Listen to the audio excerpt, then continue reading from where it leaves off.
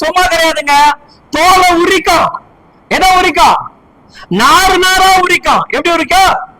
பூவுக்கு ஒரு நாரை எத்தனை முறை உரிக்கிறோமோ அது போல இந்த வசனம் உரிக்கும். உரிச்சுக்கிட்டே இருக்கும். ஆனா அது மருந்து ஏறிக்கிட்டே இருக்கும். எவ்வளவுக்கு நான் உரிக்கப்படுறனோ அவ்வளவுக்காக என் உள்ளுக்குள்ள என்ன ஆகுது? நிறைய மறந்தாது. போய் இயேசு உங்களை விடுவிப்பார். சும்மா ஒரு பிளஸ் எடுத்து அதுக்காக இது பண்ணி அதுக்காக ஆட்டம் கொடுத்து அதுக்காக இது பண்ண வேண்டியதுலாம் கிடையாது. இல்லையா? போய் நான் நின்னால பையனா நான் உரிக்கப்பட்டேன். நான் என்ன பண்ணிட்டேன்?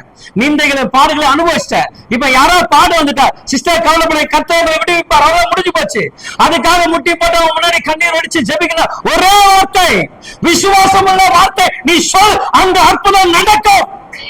நடக்கும் நடக்கும் நடக்கும் நடக்கும். ஏன்னா உன் வார்த்தைக்கு வலிமை கொடுத்தவர், உன் வார்த்தைக்கு உயிரை கொடுத்தவர், உன் வார்த்தைக்கு ஜீவனை கொடுத்தவர். என் பிள்ளை, என் மகன் என் நாமத்தை சொல்லுகிறார், என் வார்த்தையை சொல்லுகிறார் என்று சொல்லக்கூடிய அதிகார அபிஷேகம் உனக்கும் எனக்கும் வைத்திருக்கிறார்.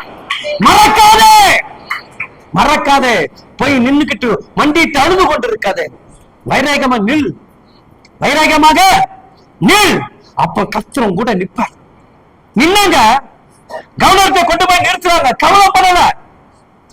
கவர்னர் கிட்ட பேச கொண்டு போய் நிறுத்தும் போது கவலைப்படல. ஓடி வந்து ஒரு பல்ல பிடுங்கும் போது நீங்க என்ன பண்ணிருப்போம்? என்ன பண்ணிருப்போம்?